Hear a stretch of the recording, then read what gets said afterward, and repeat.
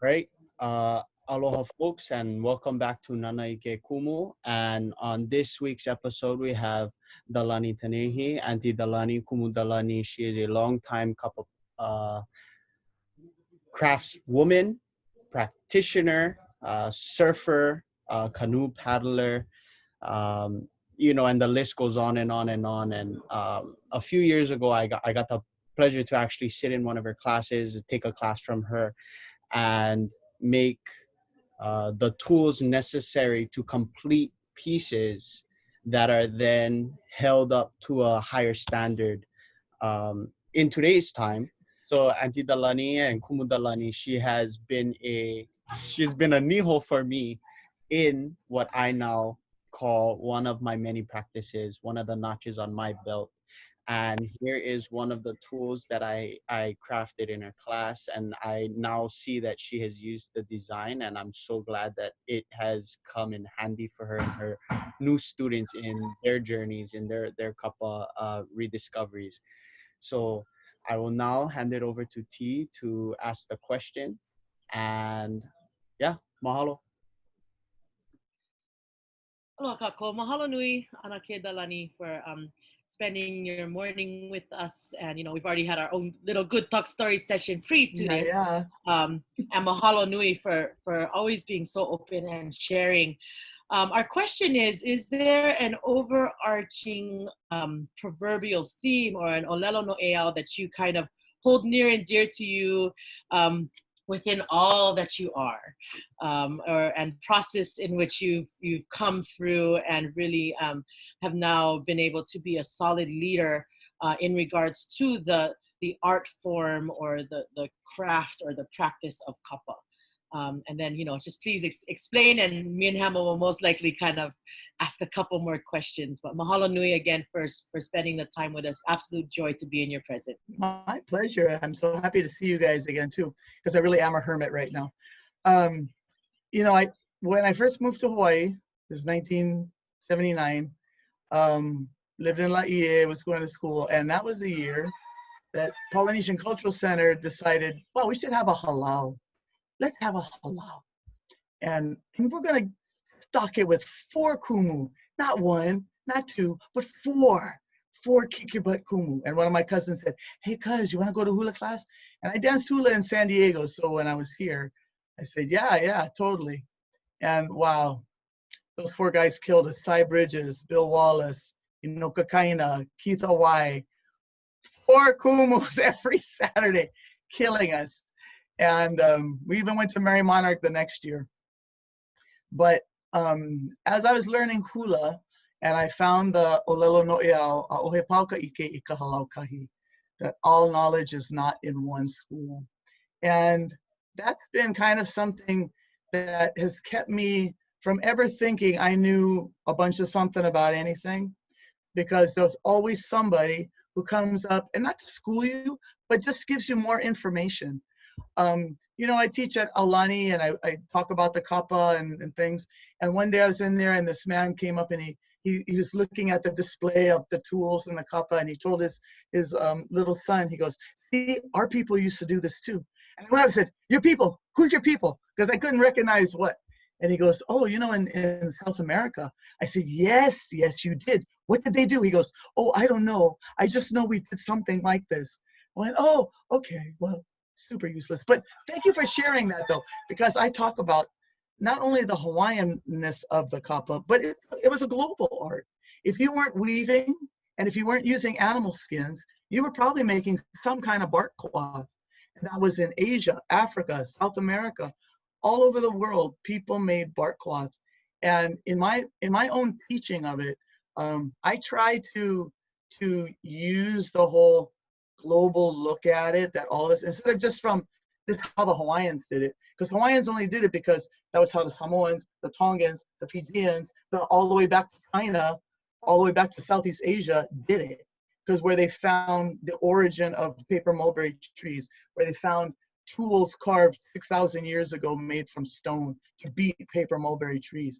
And when those people said, we're traveling, and they packed up that tree and that knowledge, and they came out into the Pacific, and every time they stopped, they planted that tree.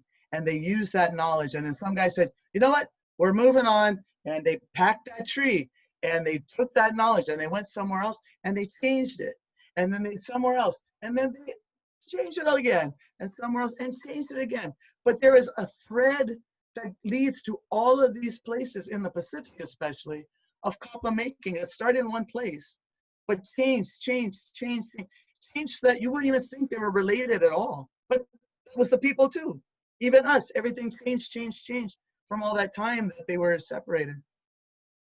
So, you know, when I have opportunities to, whether it's even just a side thought, or whether it's from a scholar, or whether it's from somebody else who pounded kappa for a really long time and shares something with me, then I'm always reminded that, you know, the knowledge, even if it doesn't come out of the kappa world, there are things that come from other, not even something you think is related. Oh yes, but it is.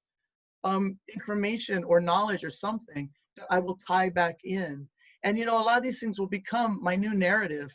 I mean, if somebody comes up to me after class and says, you know, and I'm like, wow, I like that. That's going to be my next story. And when I teach again, that little something I just learned that, and I don't do that with just random stuff. I mean, something has to come and go boom and hit me and say, yeah, that's a thing.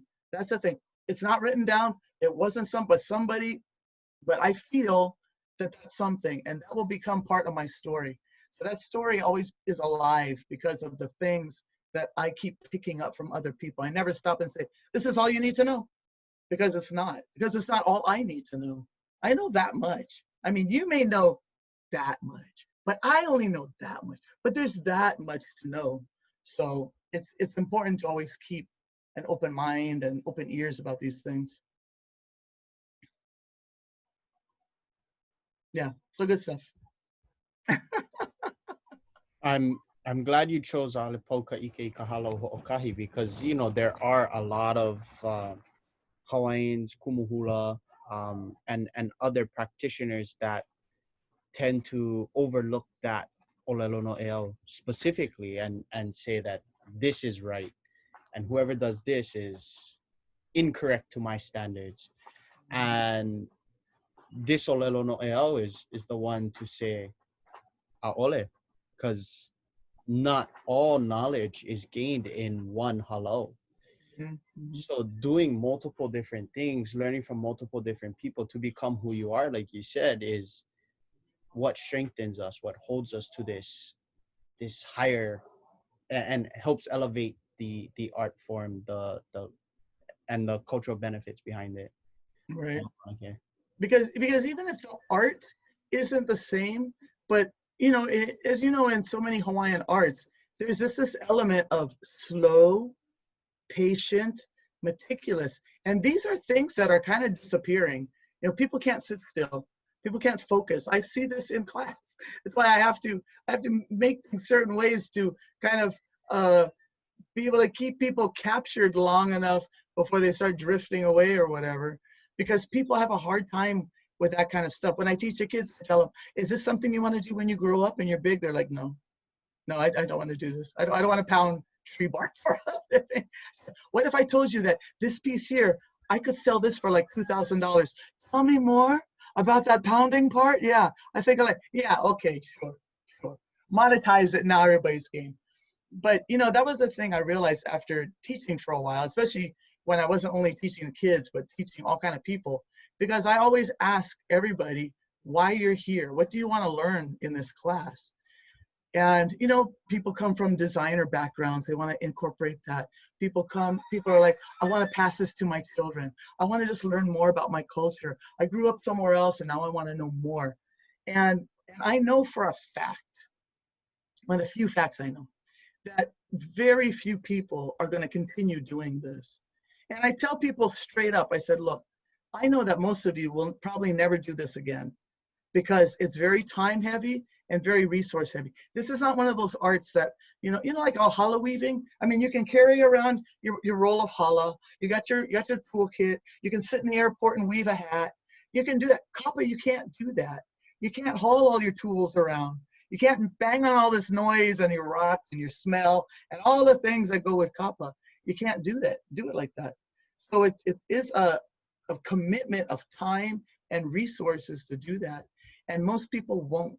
So that when I do a class, down to the way the trees are grown, so that people do not have to struggle with them. Because, you know, the mulberry, it can be scarred, it can be old, it can be too big, it can be too whatever.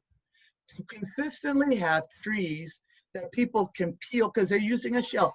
Nobody peels with a shell. They don't know what they're doing. Peel with the shell and use the knife and do all these things where they have this very, you know, artificial idea that kappa making is so simple. Why aren't we all doing this? It's so easy. No, it's not. It's so simple because I made it so simple for you because you may never do this again. And I don't want you to walk away saying, well, that sucked, you know, because not my fault, because you couldn't figure out how to work with the shell or the knife or the stick or whatever. And I want that, and knowing for a fact that this will probably be your one experience, I want it to be a good experience for people. And that's obviously the teacher side of me, but also the side of me that loves kappa and don't want people to feel like their time was wasted learning it, you know, because yeah, they're probably not going to do it again. They'll have to come back to it. They don't have tools, they don't have trees, they don't have anything. Time, even time. I mean, when we have a class, that is a block of time set aside where you can actually pound and work. So, yeah. Yeah, mahalo. I completely reflect as well as what Hema said. You know, I love that. Olelo no e au au he pau ka kahi, and me being a part alakai for Hello Hale Kuhi, Uncle Francis as my kumu, and you know, I've actually been able to work in spaces that you were talking about before, and you know, for example, Ka'ala, you know, when Ka'ala had that Hale had burned that Uncle Eddie Ka'onana, and then we had come into Kokua to rebuild.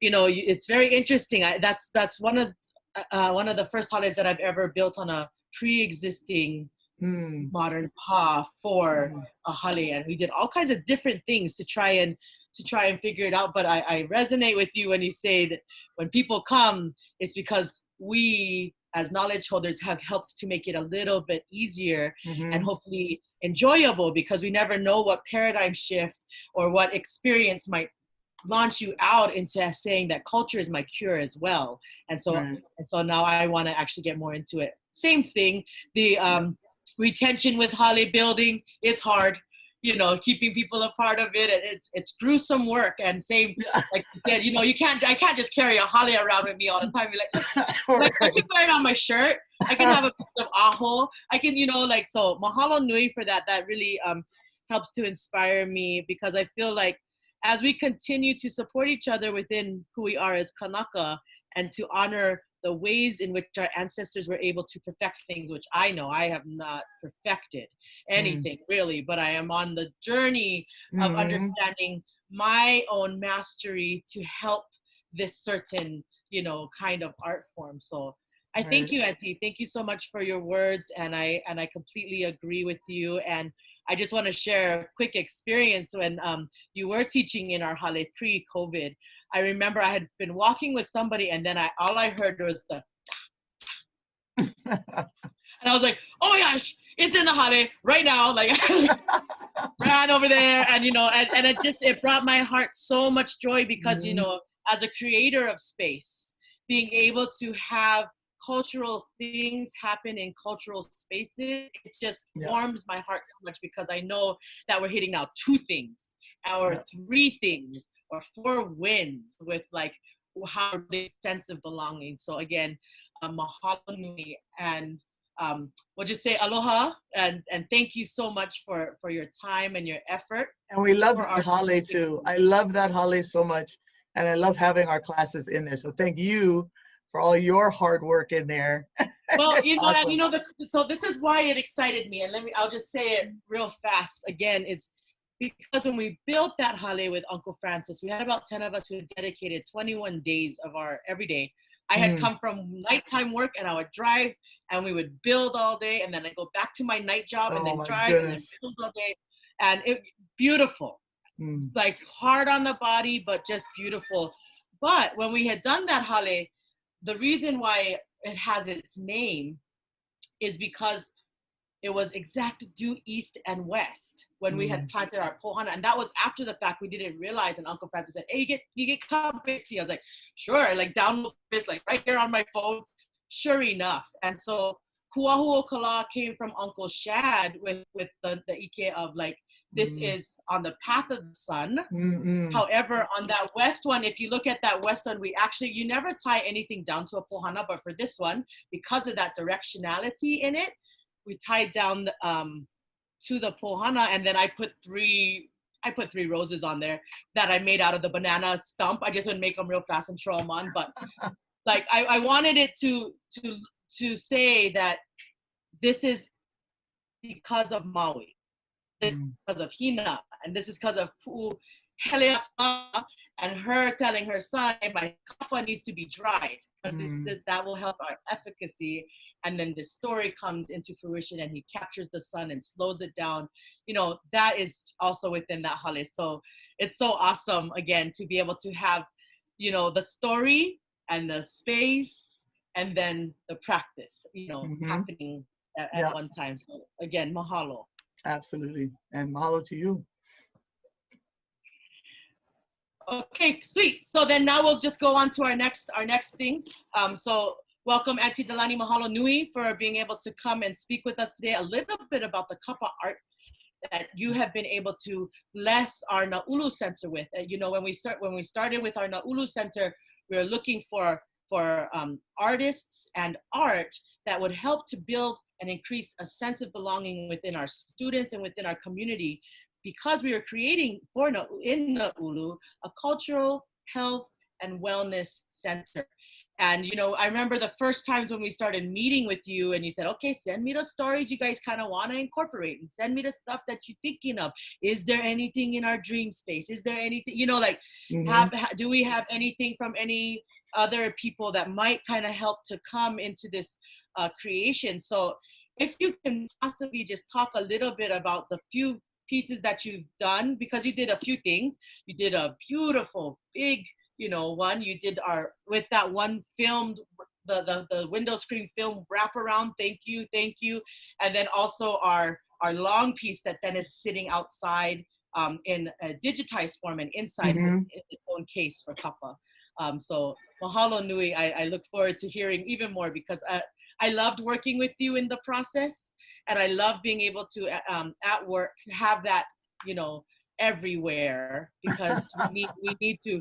It reminds me of like a cacao with that film, that window screen. It's almost our Nāulu is wearing it, you know. Right. And when people look in through that view, they are seeing that we wear it and we carry it.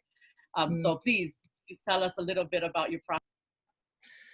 So, you know, what's interesting is that the process of creating these stories using these designs of unknown origin and unknown meaning is very interesting, because when we research Hawaiian Kappa, and Hawaiian Kappa changed quite a bit, and then also because then they stopped making it, so then the knowledge kind of went. And even though things were written, they were written by all men and nothing written by the women who did it. Although the women were capable of writing about it, just chose not to. Hawaiian men, haole men, observers, teachers, sea people, all these people who wrote about the Kappa, who loved Kappa. Kappa ended up all over the world, still in museums all over the world, because people loved it so much. We're fascinated by it. Fascinated by the range, the colors, the designs, the stories, everything that went with it as they gathered not only Pacific Island, but, you know, Kappa from Africa and all different places. So when I started doing Kappa for people, it's not me making Kappa with the designs I want to make. It's people contacting me and saying, make me a Kappa, and here's the story I want. Those stories over time have ranged from, I would like to order a Kappa, and I would like to talk about my recovery from cancer. I would like to order a Kappa, and I'd like it to talk about my 4 children. I want to order a Kappa that talks about this and that place and this incident and my graduation and my what, everything you can think of. I want a kappa and I want it to talk about this. Okay, that's all cool.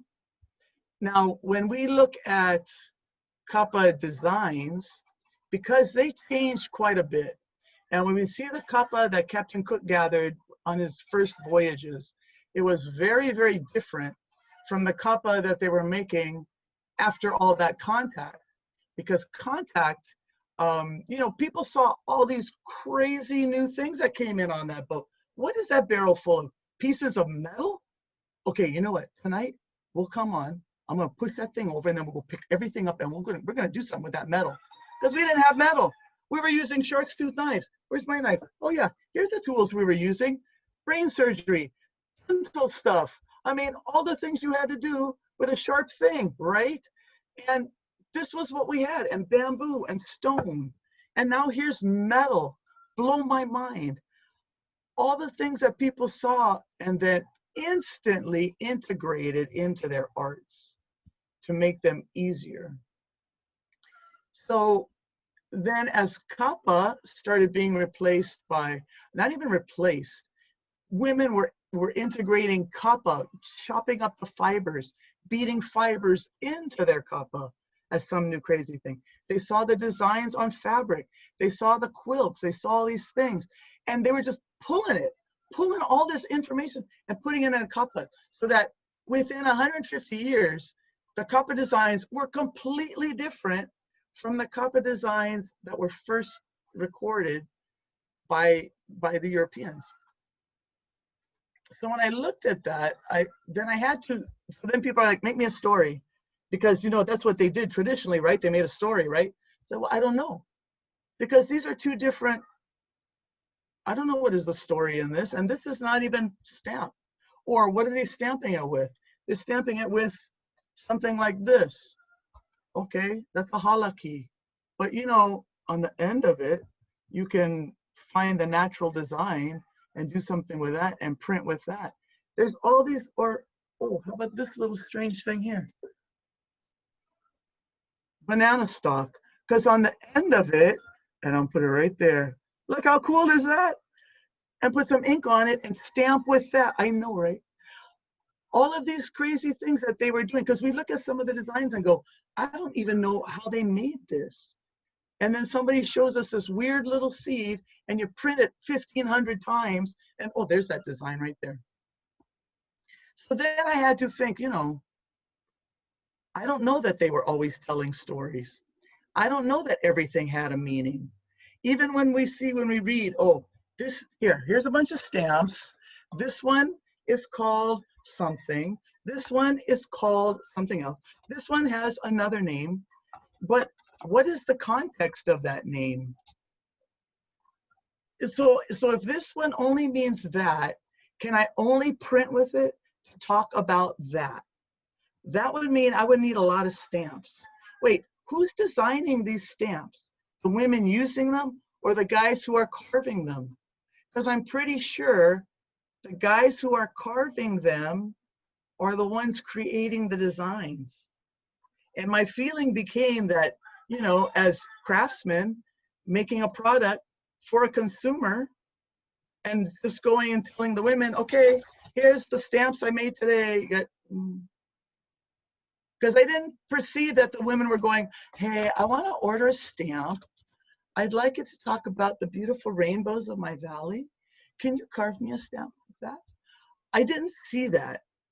You know, Native people, when every day is life or death, you're very pragmatic about things. You know, we're so fluffy now. We try to just drill all this meaning into everything where there's not. It's a thing. It's just a thing. You look at it, it's a thing. It doesn't have all this deep everything. It can if you want it to, but it doesn't have to. So a lot of that stuff over time, especially when people are going, I want a kappa that talks about how I recovered from cancer. Okay. What the heck does that look like?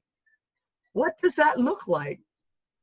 What stamps are you know, glioblastomas and white blood cells and pain and suffering of what you're going through. How does any of these guys talk about that? So really, it's like me telling a Hawaiian story using a Japanese language that not even Japanese people will be able to understand. That's what printing kappa is like when you're trying to make stories to it. So being a storyteller person, being a person who absorbs a lot of the things I see and I hear and I know. So when I looked at that cancer one, and and he wrote and said, I came from a really dark place. Dark, okay, so dark. Dark is usually, when your worst part of your life, you're at the bottom. You've hit rock bottom. Okay, so on his kappa, we will start at the bottom and it will be dark. And the darkness is what's down there. And here, and I look at my stamps because none of my stamps mean anything.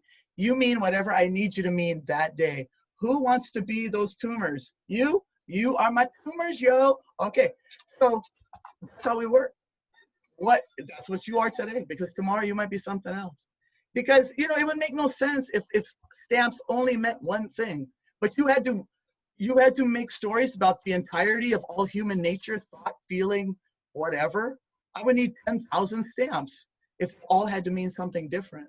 But at any given moment, and when I'm printing, a lot of times it takes me a long time. People are always waiting for their kappa. Sorry, because I really have to feel what's happening. And then it's not only the design, it's the kappa.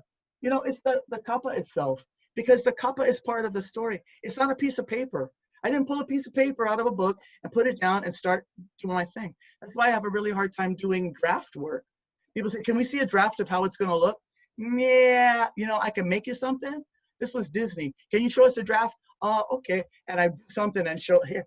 Along these lines, it was nothing like what I finished, because on kappa, you have one chance. I beat this tree. That took me all these days. Here's the kappa. I can't make a mistake because I can't throw it away and pound another kappa. So it makes you very focused on the story, on the thing, even on your mistakes. Oops. But if I make it like this, okay, you're part of the story now. There are no mistakes. There's no mistakes. It's always going to work somehow. But when you do a draft, that's a temporary thing. When you print kappa, that's it. And hopefully they're going to love it or not. On a paper, throw it away. I don't like it. Throw it away. And I can't work that way, because that's not how the flow goes. Once you're on the kappa, you're in the flow zone. You get the stamp. You're going to talk about this. The lady who wanted the one that talked about her kids. I said, okay. Tell me your favorite attribute of each child. And she said, oh, my 4-year-old, the sun rises with her smile. That's so beautiful. And I could see it. I could see the bright, because the kappa was divided in 4 corners, and I could see this bright and the sun design, whatever. And I could see all that kind of thing. Some I don't see so readily. So like when we did, Aulani, and they said, okay, so we have our ku side and our hina side. We have our kalani and our kahunua and our kamoana, and we have, so we want you to do the kino lao of the 3 of those 2 gods, ku and hina, in the heavens and in the earth and in the ocean. Oh my gosh, who was helping you guys think of these things? Because I know you wouldn't have thought this up by yourself. Was it Miley Myers? Who did this? So I had to go research. So first I had to research who's everybody's kino lao. What's everybody's thing? Okay, we got ku. Okay, we got the sun. We got the rising sun. We got the eo, the hawk. We got hina of the coral stomach. This. Okay, then you've got to assign designs to it. Then who is my audience? Bunch of tourists, people who don't know what they're looking at. But the Hawaiians also don't know what they're looking at. Doesn't matter. It's all good. There'll be a dissertation written afterwards that they use. So that took so much work to look and say, okay, who's going to represent the coral stomach? Who's going to, what story will we tell about Hina? In Hina's, in her Aina piece, it was the tracks of her mud hens running through, when Maui was trying to catch them to get the secret of fire. So I used that. and Hina in the moon, and Hina when she rolls out her clouds that are the kappa, all these kind of designs, and then the design, and then the story to create it. Because, you know, when I'm working, I'm thinking of stories. I didn't necessarily write down, here's the story I'm going to print. It's, here's the idea I have, here's how this makes sense to me, kind of. Here's the colors I need. Here's the story I better sit down and write before I forget it, because I was really just flowing along. So yeah, that part is the hardest part of everything, and the most, very exhausting. When I finish somebody's kappa, I have to like break it, because it takes so much out of you. But I'm also to a point where I can't even like just print a kappa for fun. I mean, I'd have to make a story. I couldn't. Sometimes I can, like, you know, well, here's a new stamp. Let's try it. La la la la la la la. But for the most part, it's like, oh, I gotta make a story for it. So it's a very interesting little place to be. So when we started the ones for the school, of course, I had to go research all that area, and you sent me all that great stuff. And, you know, a really good source to find things is when they do the environmental impact statements for places, and those are all online. And so I'm able to find stuff like that, and even other things. You know, when I did work for to make designs for Down to Earth. So when I did the Kailua one, and I don't know Kailua, and I was like, okay, so I'm looking for stuff, and what do I stumble on? Kihei de Silva's song, that one, sing it, fancy, the one about the scent of the hala, Kahala o Waipuna, is that it? The one that the Casimeros did it. It's a beautiful song. Look it up. You know this song. But in the song he wrote, it just tells this whole story of the princess there, and the hala groves that used to grow through Kailua, and the scent of the hala flowers that would come through, and the so I found this stuff, and about the mo'o goddess who lives there, and about some of these legends and things. And so I created a design for that that's very simple, and probably a little bit more representational than Kapa technically is, because it's very geometric. We don't use, there's not mo'o designs, there's not people designs. All those designs are in the petroglyphs. Interestingly, the harder art, carving in the stone, had things with the people and the rainbows and the dogs and all this stuff. The Kapa art was almost all just geometrics. So, wherever I can find some kind of influence that resonates with me and with the story. So for UH West, I was reading all these things, and because that area has so much trauma eventually, it made me really sad to have to read about things like, I mean, native people would have known there was a ton of water there.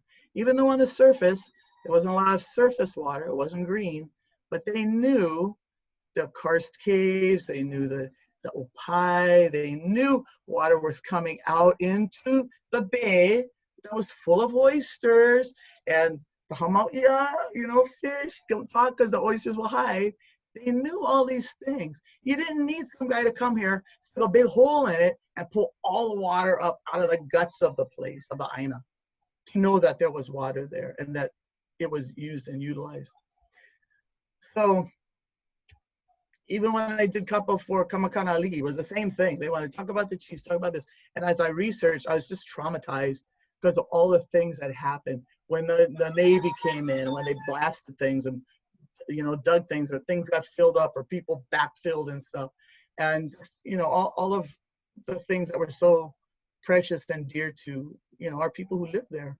Yeah. And so I remember, just real fast, I remember your write-ups that you kind of had sent through to us, and that final, the one I think that you're kind of talking about on this first part, Ke Avalau o Pu'uloa. You had kind of talked a little bit about that intergenerational cultural trauma and working through it, and it's so interesting, to hear this perspective, because I hadn't known, and I understand that feeling, because I also feel that eha, even though I'm from Hana, I'm not from Oahu, I am choosing to exist in this space, and wherever I exist, I do my best to honor where I am, even though I know I'm completely a visitor. I don't have a belonging to this specific place other than our belonging to Hawaii, because I am Kanaka. But you did say, I mean, because I think I have it here, Maka'ala was our one with our Iwa, and then Vai Vai was with our chief's cape, and then Imi Pono with the mullet, you know, running, and then Ho'ulu with the stream and our kalo. Within that, you had said the land is not sacred because a heiau is there. The heiau is there because the land is sacred. And then you come out with this whole like, boom ski, here's it going from top to the very bottom. And we're looking at like this kino of Hono'uli Uli and all of the beauty that's on this kino that you are now putting onto this piece of kappa or material, you know. So if you want a little bit of talk story about those different, you know, why out of all of these stories you chose those key kind of components and found that, you know, that reflection, because you've got the circles at the bottom, to me, are representing this realm, and you've got that middle, and then you've got this high, and the circles are continuing and they're changing in color. Anyways, I love this piece, and hopefully I'm going to send it over to Hema after, so we can hopefully, you know, have it up so we can see it as well while you're talking about. You can explain a little bit about those and why you chose those stories and why that Olelo no Ea, or that proverb that you had kind of put in, was important to you. Well, when, you know, so in the story, now because I'm creating this kappa for you guys, and then we're creating it as something, not just a cultural something, because, you know, cultural things, they're all well and fine. What's it to me now? What's it to me now? So that's why I had to make the Olelo no Iao, and then do the write-up about what this is to the students now. Okay, that's a whole process, because you got to go back from the bottom to the top, right? Like you said, I got to start from here. What am I trying to tell the student? What's the words? What's the imagery? So it doesn't always just go top down like, oh, here's birds. Okay, because I read the story about these Maka'ala, you know, the 5 Maka'ala brothers, the Iwa birds who flew over and saw the whole island, and they guarded it, and that's why nobody could get to Oahu, because you had these guardians who warned the chiefs and the kahuna of people coming in. And Maka'ala, what is that to us now? To be alert, to be watchful. And I think I said, you know, whatever the strange things that are happening in our world, or hello, welcome to right now. The strange things, are you being alert? That you know, that major you're in right now, is that still relevant as of the last 3 months? Are you going to need to change your major? Did you maybe get more computers, because every bad thing that happened was because the computer systems were out of date, broke down, weren't enough? Are you maka'ala to those kind of strange changes? You know, things like that. And so, and as we came down, you know, like the one about the chiefs and the kahuna and that place of resorting, and the one about the you know, the underground waters, all, like I said, all those waters that were underground, we didn't see it, and yet they created all this growth and all this life, all these things that people could live and sustain themselves. You know, what are you doing to sustain yourself? So the narrative of the imagery had to keep bouncing back and forth from what I took it from, what I think it means, what should it mean to students right now? What should it mean to a bunch of 19-year-olds right now, looking towards their whole life?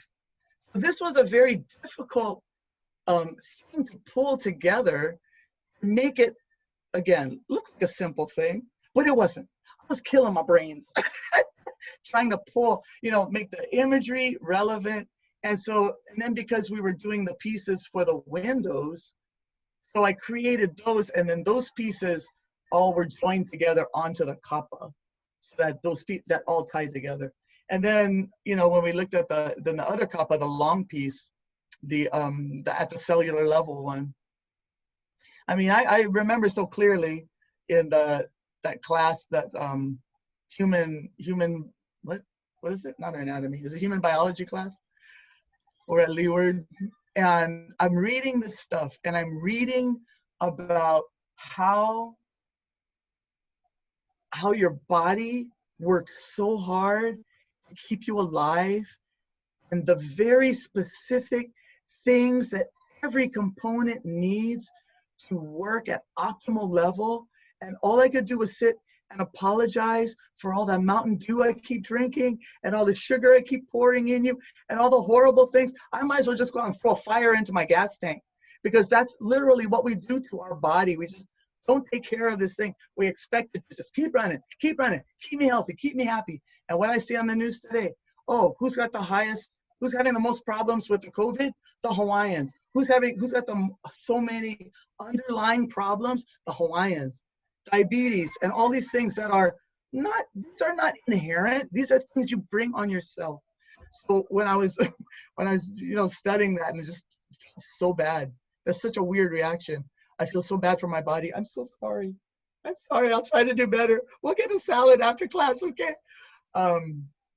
But when I was looking through the pictures, and then when I saw that one of the muscle cells, and I was just like, that totally looks like kappa designs I've seen. Now, it would have been on the older kappa, not like on the Oikapala kappa, on the bamboo printed, but on the ones where they used weird things like banana stalks and sticks to make designs. And I said, oh my gosh, I've got to make a design of that one, because our kupuna, did they see this stuff? Did they know this kind of thing? Because I've seen so many kappa and then seen something in a modern time that we're just like, wow, I think they knew more than we give them credit for knowing. No, we knew. All Native people are like that. We know they know. And we still can't, I mean, come on, they still haven't figured out how to build the pyramids or how the Egyptians did. And you can ask my Egyptian husband, he'll tell you, it wasn't aliens. Yeah. Because we're Egyptians now. That's right. What we do. It's what we do. But nobody can figure it out still to this day, how they did that. So, right there. Yeah, I love the at the cellular level, and especially because when we had been thinking about that piece, we had originally thought, that outside, like when you come into Nāulu, you're gonna kind of walk under this thing. And I like, again, that component of bottom to top, top to bottom. Because when you think of that cellular level, I'm thinking as a massage therapist, the epidermis, the dermis, and then you're looking at the fascia and the muscle, then the bone structures, the nerve, like all those anatomy things. I think I really appreciate this specific piece, because when you were kind of talking about it and saying, what do they know? What is their ʻike papa lua? What are the things that haven't been able to come, that knowledge that is spoken to be and learned through hands to be able to be transferred. And so when you get down to the cellular level, you kind of realize, again, what you've kind of been talking about is that it's here, that it's here. It's in here. And I really love that kappa piece, and I love the frame we got it for it. It's like, it's a long frame. And then when they did it, they're like, oh, our frame is too short, so they have to like kind of fold it in a couple of places. But I really appreciate that, because in a space and in an institution that is ultimately, hopefully, able to produce and help aid in the growth and the capacity in which our people can then come back into our communities, or have always existed in this community and are just going and back and forth, are able to find success that isn't necessarily only about the things that this world sees, but they're able to we can kind of help in their grounding, so that they see that success within our community is building relationship and finding that ʻike that we need to continue to pass on, that's so important. So for that, Hema, I know Hema does cacao, and so I'm really interested to hear some of his retrospect, especially in regards to the way that you're speaking about kappa and about your kids. It reminds me very much of actually cacao. So Hema, you have any questions for your Kumu? Nah, when I was in her class, she and I had many discussions about designs and how crosses over, and those designs that don't cross over, they have specific meaning, specifically for kappa or lauhala or cacao or petroglyph pictographic writing, and I remember specifically one class we had students from Windward Community College come in, and they sat in and they're watching us. And that was actually the day that people came in to take pictures too. So we were then previewed and put up for Kalamai. Okay, yeah. So, you know, and we were previewed on the Oh, Hawaiian it's really Airlines. background noise. Go ahead. Go ahead. Okay. Yeah, so we were previewed on the Hawaiian Airlines magazine, and when we were previewed, you know, they're catching pictures of our designs and how we were printing, and you know, with everything, there is a transitional or something that we can look back at and I can familiarize myself with. So when we're pounding kappa, it's the same stroke, it's the same up and down motion when we're doing kakao. So it was very familiar to me. Yeah, that movement, boom, boom, boom, boom. But doing kappa, it's like, okay, you're just fixated on one thing rather than two hands moving at the same time. Mm-hmm, mm-hmm. So, you know, and looking at Auntie's work and what she had and has done and will do for our people and for the next generation will live on forever, like Solomon said. It's in the art that then creates new art for the new generations to have their own fixation and responsibility for picking it up. Just like to mahalo you, Kumu, Anake, and we hope to, you know, continue our discussions about new pieces, possibly in Hawaii, throughout the world. And if you would like to at this time um, bring about any of your new artworks for people to go check out, your website, anything, now's the... Yeah, no, people can go to kappahawaii.com was my older site, and then there's hawaiiankappa.com has some other things in it. But you know, on Facebook, Instagram is stuff where I post the newest whatever's happening, and that's all Kappa Hawaii. And I guess the last cool thing I got to do kind of recently in May was um, help Google with one of their Google Doodles for Israel Kamakawiwa Ole's birthday.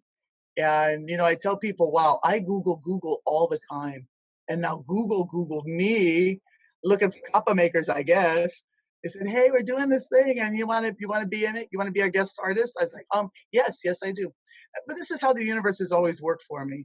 You know, again, chasing something down. I don't chase down kappa work. I cannot market kappa like you need to have kappa in your life. Because when you need to have kappa in your life, you just need to find me and I'll take care of that for you. But I'm not going to hunt you. I'm not going to try and, you know, convince people you got to have kappa. Hotel says, hey, we want these kappa designs on our walls. Awesome. I will do that for you. You needed to wrap your baby. We can do that. You can make a malo. Absolutely. You're going to wrap somebody's ashes and drop it to the bottom ocean. Totally can do that for you. That's kappa to me. I'm not pushing it out there, but I will have it for you when you're ready to, when you need it. So yeah, that the thing with was really, really interesting because they had some specific things they wanted. Like, can you make a design of lemon drops? Yes, of course I can. We don't really have lemon drops, not having had lemons in ancient Hawaii, but I can make you that lemon drops one. And then they wanted rainbows because as the song went, you know, they wanted images to come in with that. And that imagery is on actual kappa. They bought kappa that I printed and sent to them, and that's what they photographed and used. So they wanted these rainbows, and I spent hours trying to make rainbows that made sense because I couldn't just make a rainbow. We didn't use rainbows in the kappa, and I'm really fussy that way.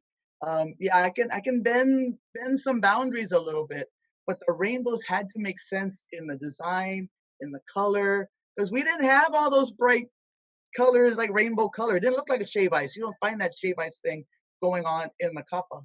So I was able to eventually come up with that after hurting my brains to do that. So that was really fun, interesting. I just learned people have some crazy thing. I just don't say no. I say, yep, let's do it. I have no idea how we're going to do it, but we're going to do it. It's all good. And then the new Nanakuli Learning Center out in behind where the Wendy's and everything is. You can't miss it. Well, if you drive in there, there's 2 life-size copper whales that were on there. I got to go hang out with the artist one day, Surya, when he was working on that baby one, and I'm glad he was able to get those finished because he was pretty stressed out at that time about working that. And then I've been doing some stuff for the Mauna Kea Beach Hotel, and they wanted some design work done for Prince, and but they kind of wanted some story, and I didn't know the story about that hotel. It was one of the first ones. It was built in the 60s by one of the grandsons of John D. Rockefeller, and Hawaii actually brought him here and said, look for a place you want to build a luxury hotel. And so he went all over the place and ended up at that place that had the Kanaoa Bay, and he was out swimming and the stingrays and Mauna Kea and this crazy kind of end of the lava road thing, and built that hotel. But he was a big conservationist as well, and just really interesting stuff. So they'll be putting work inside there that I did for them. So it's always interesting. I have pieces that people ordered that they just want them hanging in their living room, and that's just meaningful to me as having in a big hotel. As somebody who said, I love the kappa. I love the feeling that is coming from this plant, that you're making it by hand, that you have to sit and beat these fibers, and that you're going to go and gather these dyes and do all this thing. And I want some of that right here in my home for my kids to see. So it's this huge, broad range of work that I'm so blessed to be able to do and to share with people. So yeah, I guess I'll stay here for a little while longer. I mean, Well, you might as well. You are such a beautiful, talented, amazing practitioner and artist. And thank you so much for your time today. Oh, we thank you. appreciate you, and I especially appreciate the pieces that you've been able to make for our work home, our HALE over at West Oahu. And if as we continue to open up, as things maybe get into some kind of familiarity again with our regular lives, or if it goes back even harder, at least people will be able to have access to some thoughts from an artist, because right.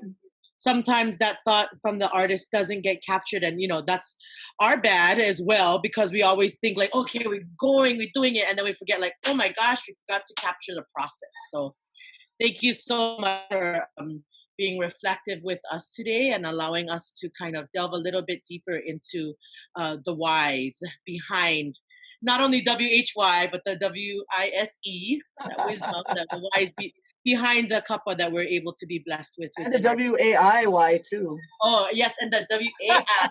Yes, totally. So mahalo nui. Thank you guys. Thanks so much for inviting me. I'm happy to be here. Always. I miss you guys. Oh, miss you.